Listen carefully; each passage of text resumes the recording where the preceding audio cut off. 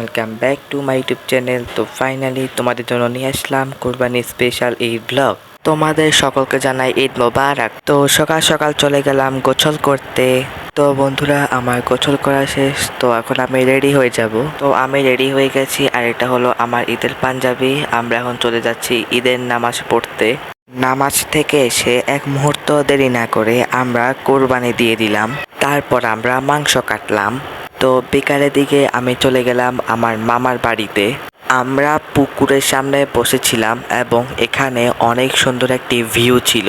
তারপর আমরা বাড়িতে চলে যাচ্ছি ঘন জঙ্গলের মধ্যে। তো সন্ধ্যার সময় এত সুন্দর একটি ভিউ ছিল, তোমাদেরকে না দেখিয়ে থাকতে পারলাম না। মানে এত সুন্দর ভিউ ছিল, আপনারা গ্রাম অঞ্চলে এরকম জায়গায় না গেলে বুঝতেই পারবেন না।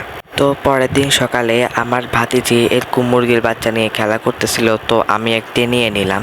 ওই দিন বিকালে আমি ফেনে চলে আসলাম এবং আমার ফ্রেন্ডের সাথে ঘুরতে বের হয়ে গেলাম।